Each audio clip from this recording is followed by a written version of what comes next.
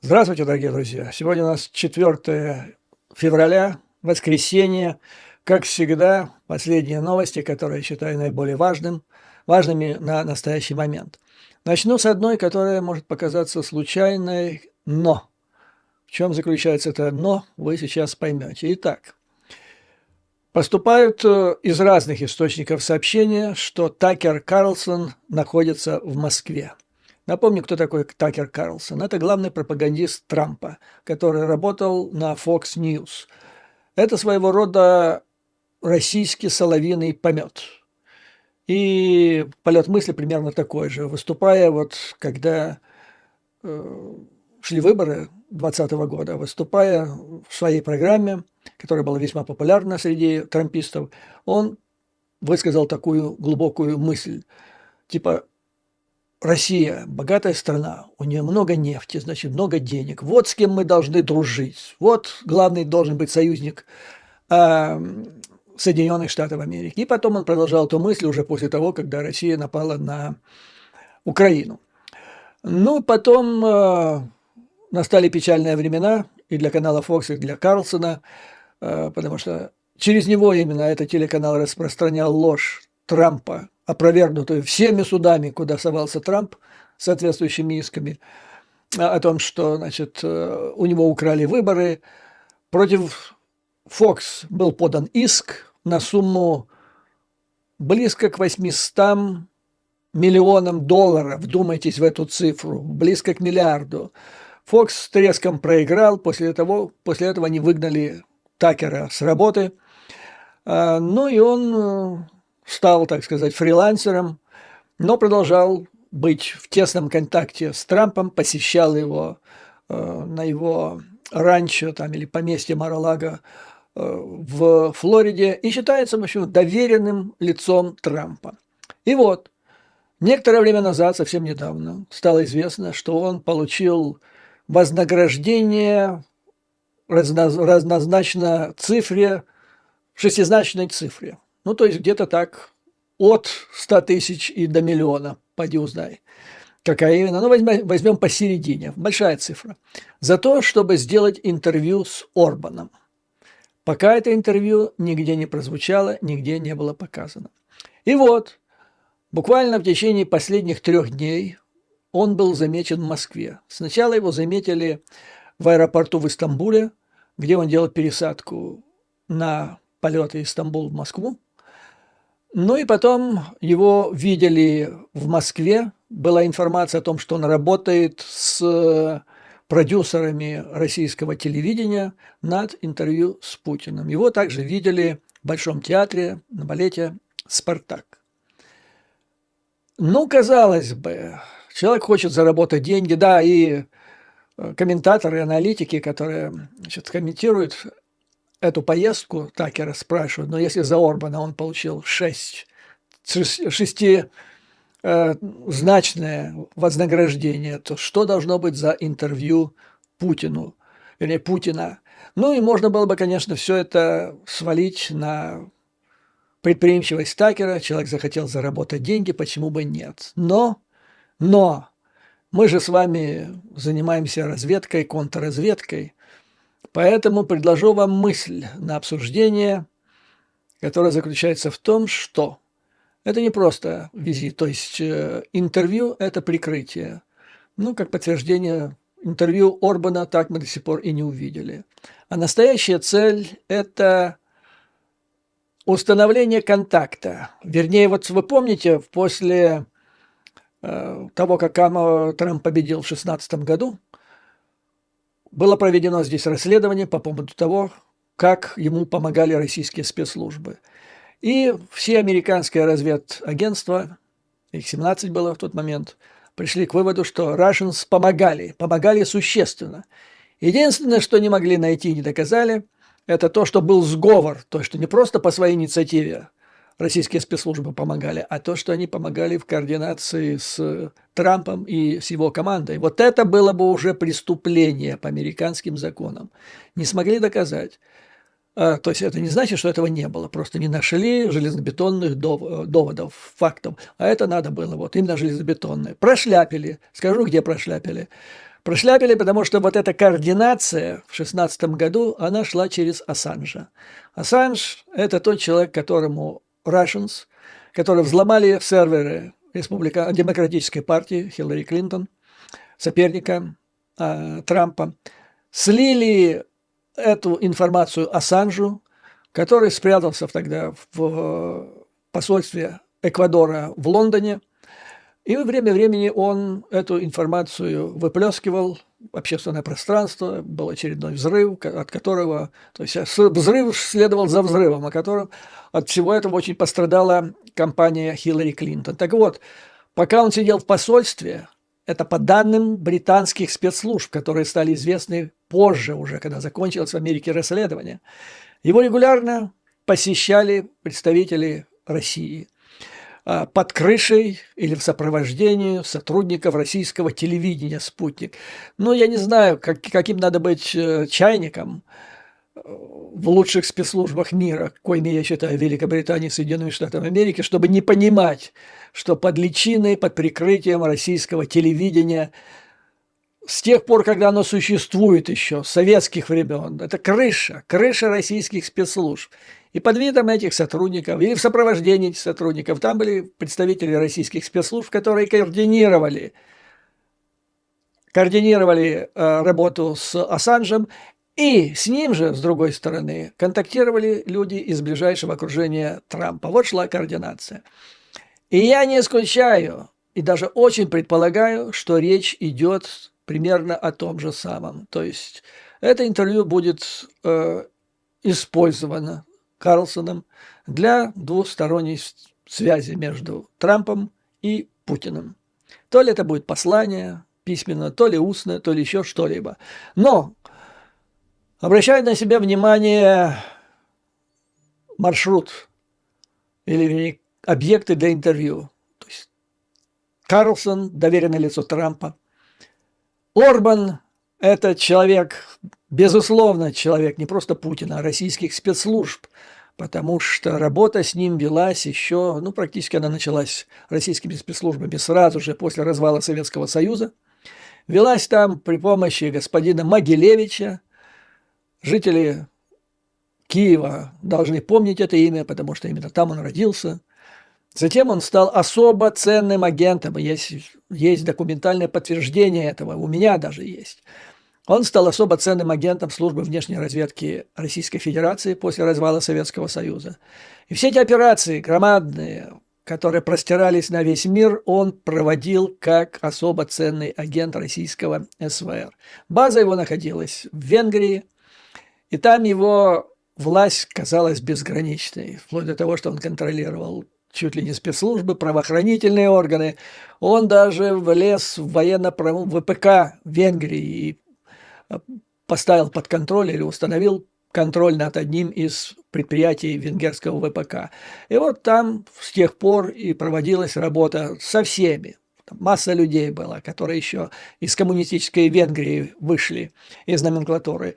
И там же велась работа с Орбаном на него. Масса есть компромата, и это объясняет его поведение сейчас в рамках НАТО, в рамках ЕС, в том, что касается проведения там интересов Путина. Его откровенно уже так называют. Я просто удивляюсь, почему они до сих пор не могут найти свидетеля, хотя свидетели есть, живые свидетели того, как спецслужбы России окучивали Орбана. Итак, посланец, довереннейшее лицо Трампа, едет к вот этому челу, я имею в виду Орбану, безусловно, агенту, так или иначе, нравится это ему или нет. Он может, конечно, говорить, что он просто наивный идиот, полезный идиот. Но это надо будет доказать в суде, если до этого дойдет дело. Так вот, значит, доверенное лицо Трампа направляется к Орбану, агенту Москвы, а затем прямо к Путину. И вам не кажется ли, что выстраивается интересная ось? Трамп, или если он станет президентом Соединенных Штатов Америки, что я считаю, не дай бог, Америка, Соединенные Штаты Америки, Венгрия – это российский фактически анклав в центре Европы. Ну и, наконец, Раша. Вот вам, пожалуйста, ось. Вот где интерес. И судя по тому, что в своей предвыборной кампании высказывает сейчас Трамп, какие мысли, это вполне укладывается в его видение международных отношений и той конфигурации мировой системы, которую, видимо, он будет выстраивать, если станет президентом США. Ну, а дальше дальше Китай, я не знаю. То есть Китай тоже мог бы, в принципе, войти в эту ось. Ну, а там и Иран, и так далее. То есть Соединенные Штаты Америки станут при Трампе, трамповская Америка, потенциально имеет шансы стать как бы продлением или extension вот этой оси, которая существует. Северная Корея, Китай, Российская Федерация, Иран, ну и теперь дополнится еще трамповской Америкой. То есть сложно, конечно, дико представить, хотя не обязательно. То есть Китай могут оставить в стороне, это будет арена какого-то соперничества экономического, там тарифная война начнется, это бог с ним. Но это интересно, то есть ось Трамп или трамповская Америка, Венгрия и Россия, они вписываются идеально в ту конфигурацию, в ту политику, которую президент Трамп, если он им станет, будет приводить в Европе. При помощи Орбана они с Путиным взорвут Европу изнутри. Они развалят Евросоюз, они развалят НАТО. По сути дела, это то, что говорит Трамп. У него уже сейчас это стоит на повестке дня. И вот это интересная поездка. Она должна была, конечно, быть совершенно тайной, но, не будучи профессионалом, Такер засветился. Следующая тема касается, все той же наболевшей теме то ли увольнения, то ли не увольнения главкома Залужного.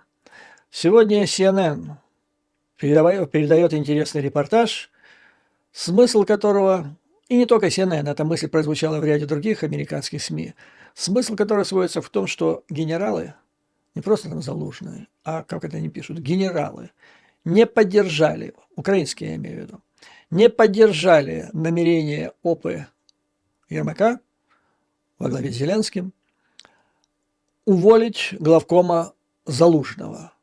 Мысль интересная, мы ее обсудим, а пока я вот сажусь на мысль, которую обыгрывает CNN в своем последнем репортаже. В частности, значит, они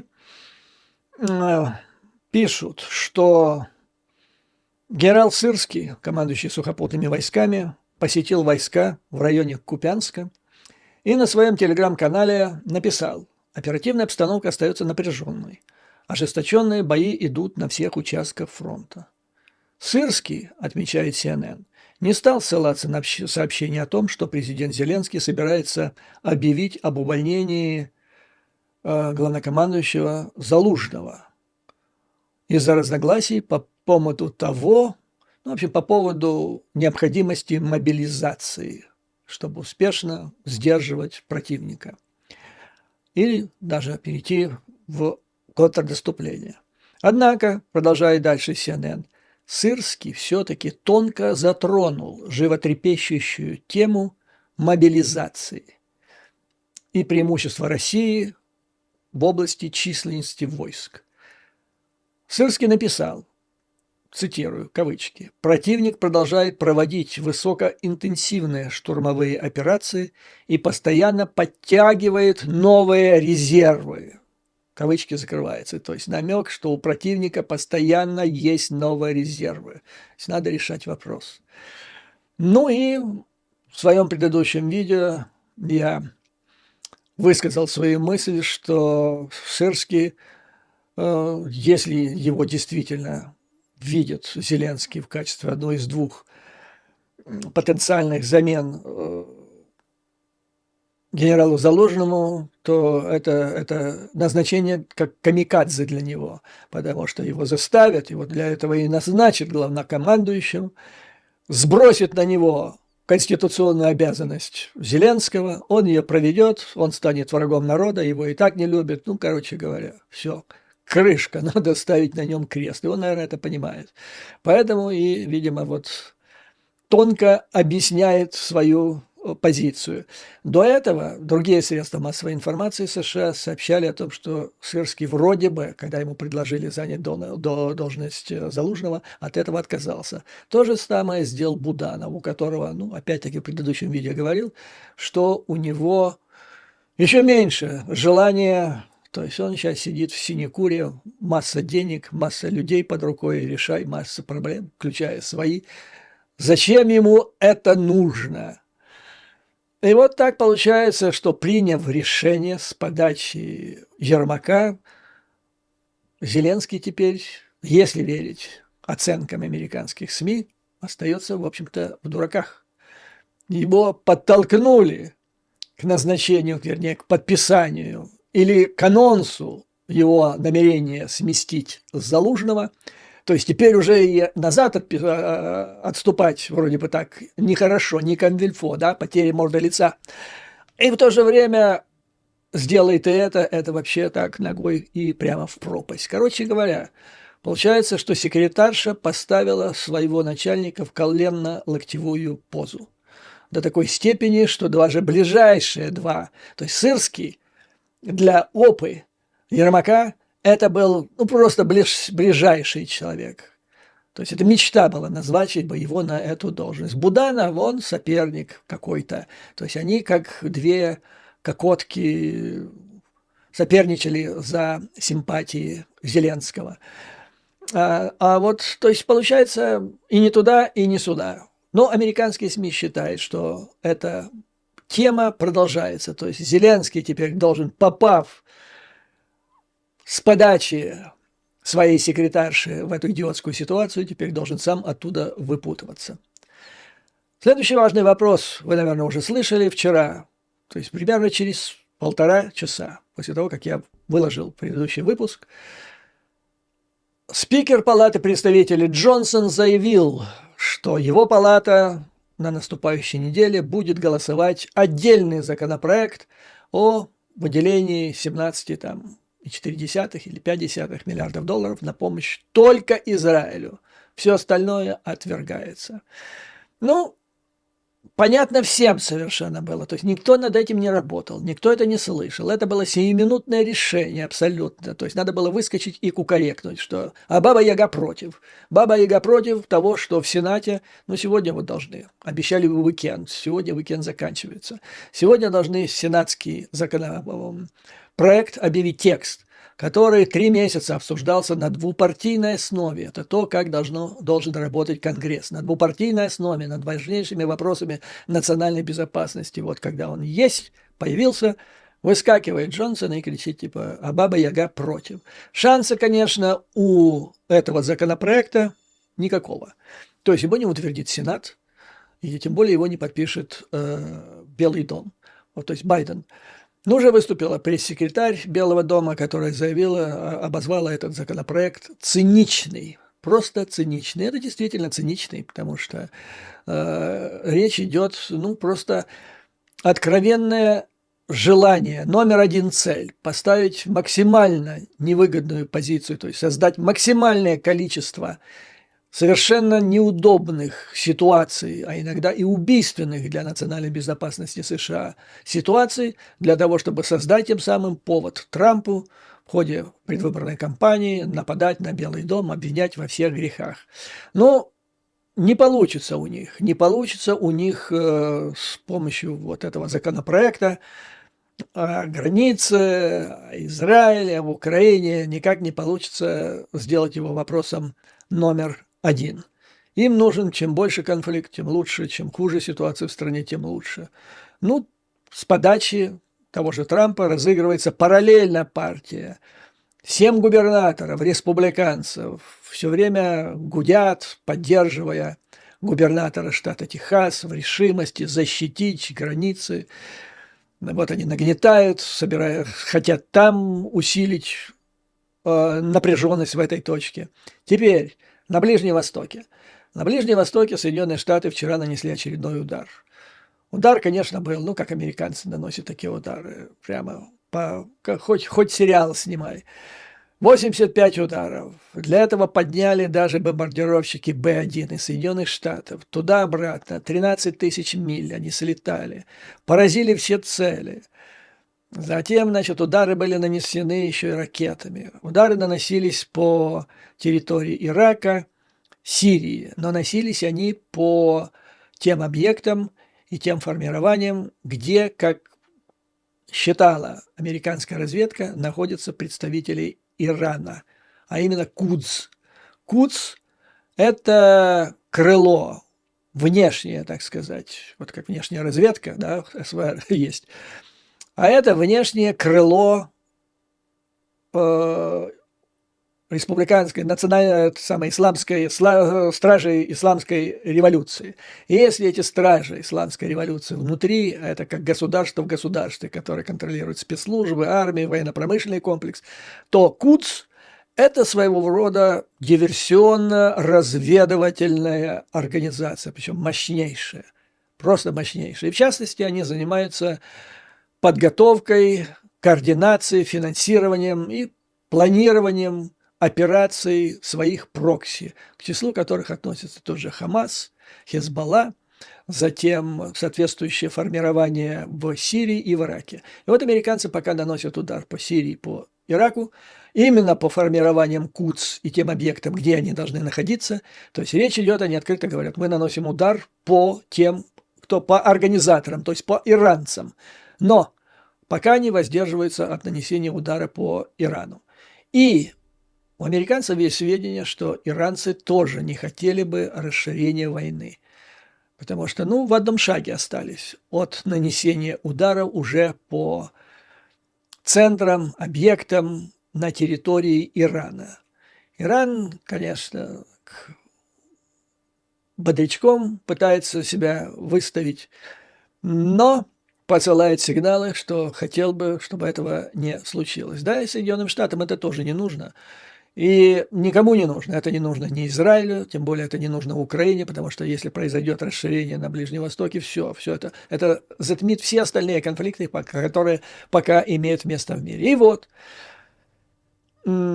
вчера еще, значит, американские аналитики, уважаемые, маститые, высказывали свое мнение о том, что американцы будут продолжать, то есть вот эти удары, которые были вчера, второй раз нанесены, они будут продолжаться неделями, может, несколько недель. И американцы вычистят все форпосты этих Кудс, которые они имеют вместе с террористическими организациями в других странах Ближнего Востока. В то же время, вот как, к примеру, сказал генерал Макафри, Барри Макафри, четырехзвездный генерал, он еще во время Вьетнамской войны воевал, большой друг Украины, те прогнозы, которые он делал в отношении той агрессии, которую развязала Россия, всегда были, как говорится, up to the point, то есть очень, очень серьезными, взвешенными. Высказал мнение, что военные действия или операция Израиля, или война Израиля на территории Газы будет в принципе в основном закончена через месяц. Ссылался на разные факторы, прежде всего экономического характера. Слишком дорого это все обходится, и продолжать это дальше будет очень сложно. По его мнению, главным показателем того, будет ли это или нет реально, то есть это было его, как говорится, профессиональное мнение, мнение профессионала, аналитика. Так вот, он указал на следующий фактор, который будет свидетельствовать о том, близка ли эта цель завершения в основном действий через месяц или нет. Это будет вопрос о обмене пленными. Будут происходить обмены, будут они включать большое количество людей с каждой стороны. Потом, как она будет формироваться, сколько там будет освобождаться палестинских пленных в обмен на израильских пленных. Вот за всем этим нужно следить, но тем не менее он считает, что все-таки удастся свернуть это. И сегодня, выступая по телевидению, Салливан, когда его напрямую спросила ведущая, так США будут наносить удар по Ирану. Но он, в принципе, сказал, наша цель – это прекратить нападение, в том числе на Соединенные Штаты, со стороны террористических организаций. Поэтому мы сейчас изучаем результаты вчерашнего удара, ну и дальше будем принимать решения. После этого выступает Джонсон. Опять-таки, это Джонсон. И ему задают вопрос. Слушайте, поступает сообщение о том, что вы постоянно в контакте с Трампом. Так кто кем руководит? Потому что он-то, как спикер, он второй по наследству, так сказать. Президент, если уходит, что-нибудь с ним случается, первый вице-президент, который становится президентом. Если с вице-президентом что-то случается, спикер становится. У него спрашивают, так кто кем руководит? Вами руководит Трамп? Ну, так возмущенно, нет, я руковожу, я здесь руковожу. Ну и тут начинается о том, что слабая политика Байдена в отношении границы, то они кричали, что им нужен закон 3 месяца, то есть с октября месяца, вводили всех за нос, работая над этим законопроектом. Вчера, кстати, когда он объявил о том, что они будут голосовать за отдельный по Израилю, он это объяснил на этот раз тем, что обидой, его личной обидой, что сенаторы, когда разрабатывали свой законопроект, они его туда не пригласили. Но не просился, да и не принято это так по большому счету. Идея была сначала Сенат это делает, а потом уже с ним сообщает. Короче говоря, появляются все новые и новые отговорки. А когда его спросили, как насчет удара по Ирану, он говорит, это не должно сниматься с повестки дня. Оно, может, и не должно сниматься с повестки дня, но говорить об этом, болтать тем более человека, который не несет на это ответственность, не надо. Нужна стратегическая двусмысленность, такая, как существует. Не надо говорить, что ты не будешь делать. Кстати, Салливан об этом не сказал, что мы не нанесем удар. Но не надо заострять на этом вопросе. То есть получается, что и на Ближнем Востоке, если то есть складывается ситуация и растет моя уверенность, если будет зависеть избрание Трампа, и для этого нужно будет создать еще один кризис на том же Ближнем Востоке, республиканцы на это пойдут. Во всяком случае, Джонсон проявил себя как полностью марионеткой в руках Трампа. Еще очень интересная информация шпионского, так сказать, характера. Поступает сообщение о том, что в России не менее дюжины, то есть 12 разработчиков гиперзвуковых ракет арестованы по обвинению в государственной измене. Ну, это значит, что их подозревают в том, что они сливали информацию о этом чудо-оружии, не имеющих аналогов в мире, зарубежным спецслужбам. Ну и оказывается, что за ними начали следить еще с 2018 года, то есть с тех пор, когда Путин объявил об этом чудо-оружии. Ну и сразу же начали за ними следить. Почему, с какой стати, не объясняется. Дела заводили традиционно, так же, как перед этим заводили дела на других крупных российских ученых, в том числе в области ВПК. То есть следили за их контактами, официальными контактами с зарубежными институтами и так далее. Ученые же требуют обмена информацией. Без этого обмена информацией и идеями вообще прогресс невозможен. Даже при Сталине академик Капица выезжал в долгосрочную зарубежную командировку, проходил там стажировку. Никто его, слава богу, не посадил за это в ГУЛАГ, не расстрелял, потому что, понятно было, что это нужно было. А тут, значит, появляется необходимость сверху указания, надо посадить. Тут же, так, чем он нам там занимался, контактами какими, с британцами, может, с американцами или с китайцами, даже с китайцами достаточно было повода. Потом проводится налет, изымаются документы, свидетельствующие о официальных контактах, но их интерпретируют как измена Родине, как слив секретной информации. Решает вопрос о том, секретная эта информация или не секретная, естественно, ФСБ. Суд проходит за закрытыми дверями, И судья, естественно, на 100% принимает аргументацию ФСБ. То есть посадить любого российского ученого – это расплюнуть. Никаких проблем. Возникает вопрос, зачем это нужно? Но первый вопрос, прежде чем мы будем отвечать, зачем это нужно, мы вспомним с вами, что совсем недавно происходило в Китае. Когда внезапно исчез вновь назначенный министр иностранных дел, а потом покатились головы командующего войсками стратегического назначения, двух его помощников, и потом, говорят, целая группа генералитета. Сначала это списывали на шалости с представительницами прекрасного пола, вне, так сказать, брака. Ну, по китайским, по коммунистическим стандартам это может быть и нехорошо. В Советском Союзе тоже было нехорошо. Но сейчас же другие времена, поэтому звучало неубедительно. Потом начали про коррупцию говорить, деньги. Ну ладно, там, допустим, ракетчики могли там что-то украсть. Но министр иностранных дел, откуда он чего мог украсть так по большому счету, чтобы его с таким позором убирали. И потом уже, когда они исчезли, потом, если вы помните, появляется новость, что приезжал в Пекин из Москвы замминистра иностранных дел, который привез от Путина информацию российских спецслужб о том, что они, вот эти все, они шпионы. И именно за это их и арестовали, и убрали. То есть они просто провалились никуда. Живы они или нет, никому не известно. По крайней мере, из официальных источников. Ну и сразу практически после этого в Китае был принят драконовский совершенно закон о шпионаже. Там сейчас, закон как времена Мао, как в Советском Союзе, наверное, 1937 года. То есть теперь там пискнуть иностранному гражданину китаец не посмеет. То есть там все, не только информация под грифом «секретно» или документ какой-то там конфиденциальный.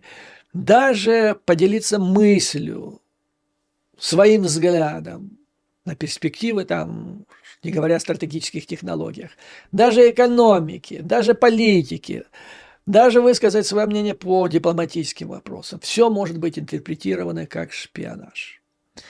Ну и оказалось, что это имело место. То есть был смысл этому, потому что оказалось, что целая группа тех, о которых китайцев, чиновников, о которых даже не сообщали в печати, были в последнее время арестованы по обвинению в госизмене. И многие из них признались. И оказалось, что после того, как начались рыночные реформы, то есть, вот я вам скажу, в 70-80-х годах внешней разведки Советского Союза завербовать китайца – это было чудо. Некоторое время даже считалось это невозможным.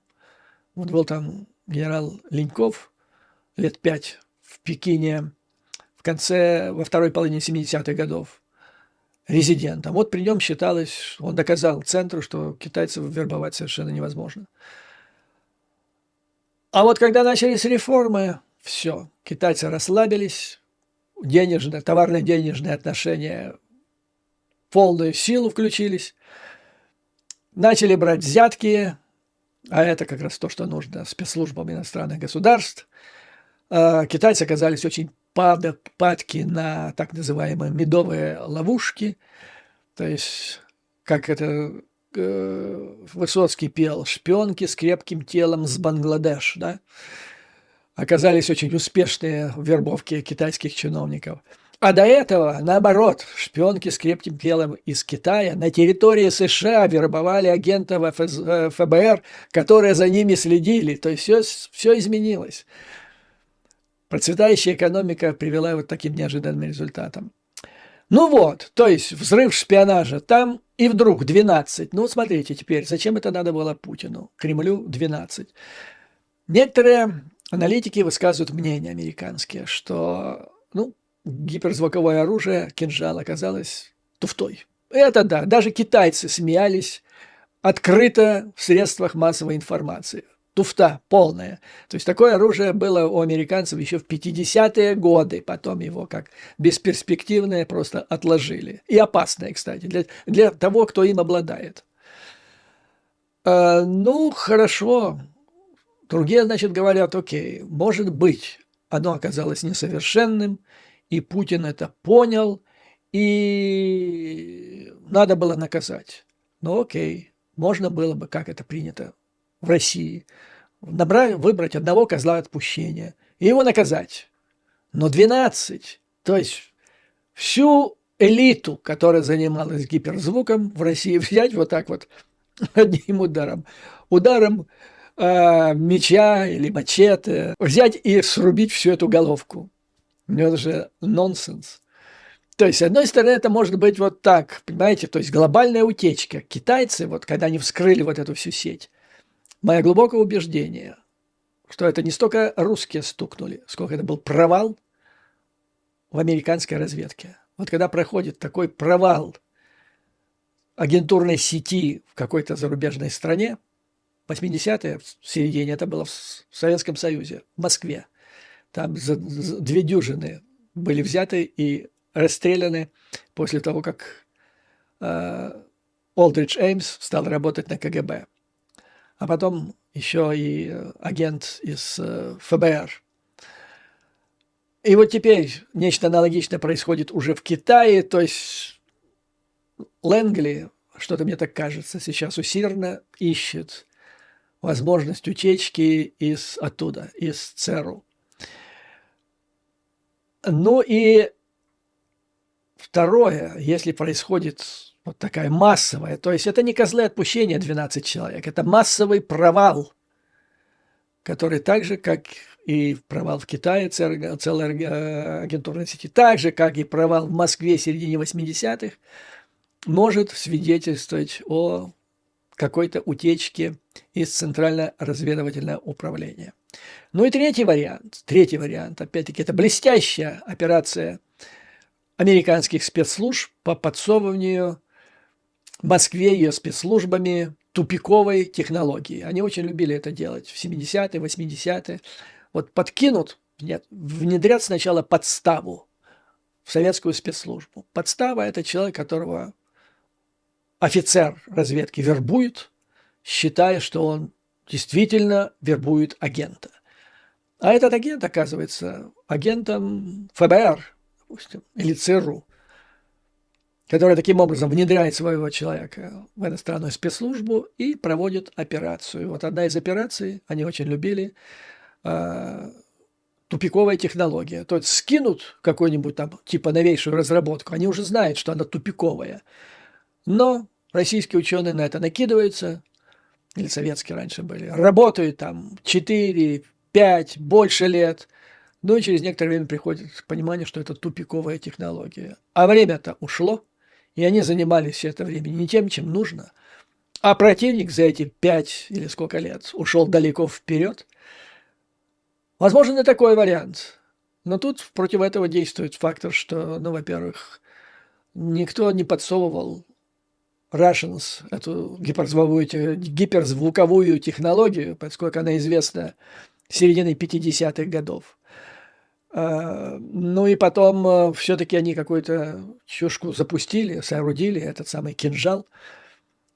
То есть что-то все-таки сделали. Ну и, наконец, вопрос, зачем 12? Зачем? То есть своими руками убивается научный потенциал страны. Кстати, тут же американские аналитики приводят информацию о том, что, по словам Патрушева, за последние годы, я уже не помню, какое количество лет, где-то 25% российских ученых уехали, как-то покинули страну. Страна лишилась 25% ученых. То есть это великолепный успех. Если это сделала иностранная разведка, ну просто каждому шпиону бюст бронзовый или даже золотой на родине героя. Ну, а что касается вот с точки зрения анализа за системой, за российским государством, вот когда вот таким образом обходятся со своими учеными, их немного. Патрушев сказал, что 25% их убралось, унесло ноги из страны, сумели это сделать.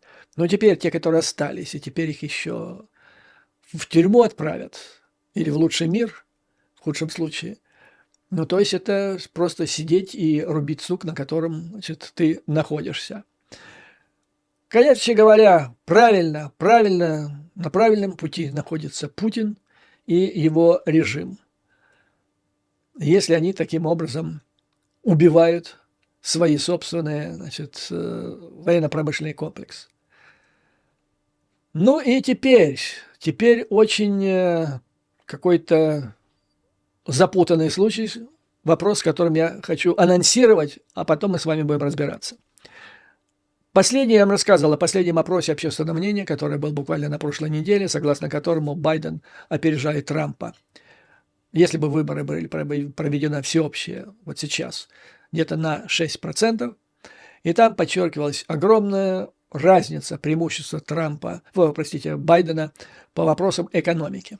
Экономика, ну вот сейчас, второй день после того, как были опубликованы последние данные по экономике, Fox канал, это сторонник республиканской партии, безусловный, они сокрушенно рассказывают, признают, что такой экономики в Соединенных Штатах не было давно. Она является сейчас первой экономикой мира по результатам выхода из пандемии, из ковида, среди других стран, по всем возможным показателям. То есть Китай далеко позади, Китай, наоборот, падает. Американская экономика процветает. Это говорит тот же Fox канал. Люди, там есть такой Ларри Кудлоу, который чуть ли не главный пропагандист Трампа и республиканцев в области экономики, говорит, ну что, я должен признать, цифры есть цифры. То есть темпы развития, они должны по результатам вот этого квартала составить 4%. 4% это было бог знает когда. Вот. Это в годовом исчислении. Уже забыли, когда это было. Особенно в хорошие годы было 2, 2,5. Нормально так было. 4 – это нечто невиданное. Зарплаты растут быстрее, чем инфляция. Инфляция падает, безработица 3,5%. Все индексы взлетели. USA Today сегодня в статье пишет, издевается над МАГой. Говорят, что вот результаты даже нормальные республиканцы признают потрясающие. А эти ноют, что плохая экономика. То есть на маговцев это не действует. Цифры не действуют. Им говорят, ну так увольтесь к чертовой матери из этой американской экономики. Закройте свои счета 401k, где там сбережения их, куда падают проценты. Продайте свои акции, которые сейчас растут в цене. Что дурака-то валять? Нет, они сидят, все это имеют, денежки капают, и в то же время продолжается среди них маговцев нытье, что ситуация плохая. Ну, то есть вот такая статья, значит, пишет же USA Today. Первое. Потребительское доверие достигло самого высокого уровня с декабря 2021 года. Падение инфляции, рост экономики обеспечивают США лучшее в мире восстановление. Помощники Байдена наслаждаются процветанием экономики. И тут, вдруг откуда ни возьмись, сегодня NBC публикует, который не заподозришь в симпатиях к Трампу, объявляет о своем опросе общественного мнения, который, ну, просто вот такое впечатление, как будто они опрашивали только МАГу. Потому что, ну, цифры фантастические. Кстати сказать, вчера вот прошли праймерис демократов в Каролине, по-моему, да, в Южной Каролине, где Байден получил 97 с чем-то процентов, показал в результате выборов, что количество женщин, которые будут голосовать за него, с декабря месяца удвоились. Это в связи с проблемой абортов. Затем количество чернокожих американцев значительно увеличилось, которые отошли от Трампа и будут голосовать теперь за Байдена. Ну и единство показало. Единство. В то время, когда республиканцы расколоты, как показывают праймерис республиканской партии, все пришедшие демократы, ну, больше 97%. Демократы едины. Так вот, сегодняшний опрос NBC. Согласно нему, по экономике 55% за Трампа.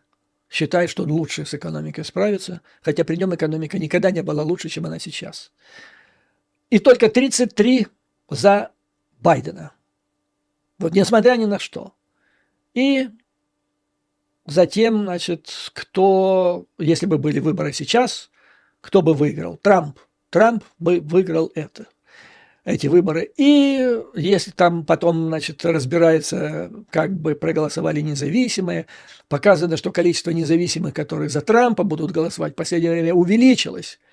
То есть, ну, совершенно противоречит тому, что показывали опросы общественного мнения. Вот предыдущий, который я вам рассказывал, был проведен каналом Fox республиканским. Показывает провал Трампа, а канал, который, в принципе, NBC, ну, нельзя сказать, что это все-таки крупнейший телеканал США, такой, они стремятся к объективизму, но, тем не менее, они интеллектуалы, либералы, я бы сказал, не побоюсь этого слова, они показывают совсем другую картину. О чем это говорит, господа? нужно разобраться, потому что сейчас вот получается, что не опрос общественного мнения, то все другое. Нужно докопаться до объяснения, почему так происходит. Но не может опрос общественного мнения, проведенный с разницей в одну неделю, показывать совершенно разные цифры и разные направленности. Тем временем я вам рассказывал про Тейлор Свифт. Сейчас назревает, это уже международная проблема. Вот это самая знаменитая американская певица в мире, в мире самая знаменитая, Тейлор Свифт, она находится в Японии, где должна давать концерт. А на следующей неделе должен состояться кубок. Это событие года в Америке. Суперкубок. Кто будет лучшей командой американского футбола года. И она должна прибыть вовремя в Лас-Вегас, потому что за одну из команд будет играть ее бойфренд.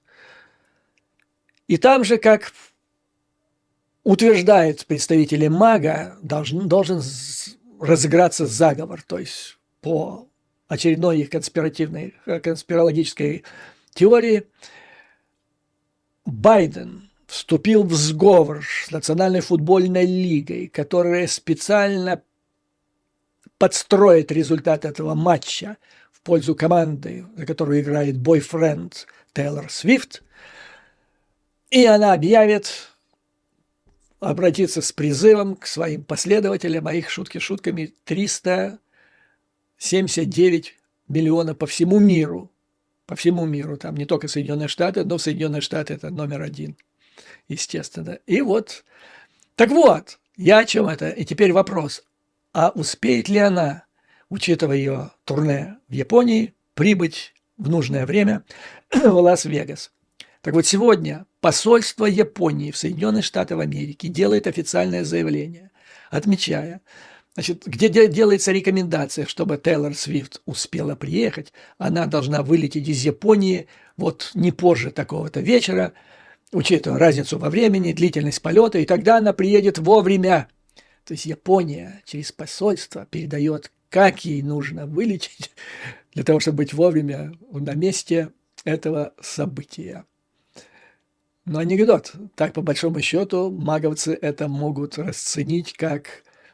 Ну, я не знаю, есть ли страна, кроме Венгрии, России, может быть, Ирана, Саудовской Аравии, которые бы очень жаждали победы Трампа. Остальные все нормальные страны против. То есть это можно было бы оценить как заботу японского правительства в том, чтобы Тейлор Свифт вовремя приехала и объявила о том, что она поддерживает Байдена и призвала к этому всех своих сторонников.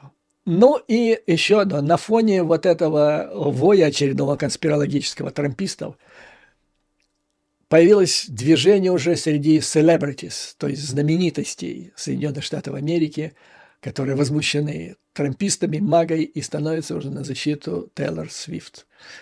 Таким образом, можно ожидать, что в ближайшее время к чернокожим, к независимым, которые переходят на сторону Байдена, придет еще в полном составе Голливуд и прочая развлекательная индустрия США.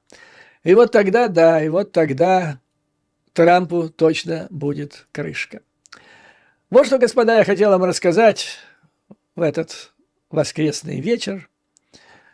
И, как всегда, слава Украине и вооруженным силам. Враг будет разбит, победа будет за нами. И вам, друзья, как всегда, выдержки, мужества, твердой веры в нашу победу. Ну и желаю приятно, насколько это возможно, учитывая обстоятельства, завершить этот уикенд. До скорой встречи.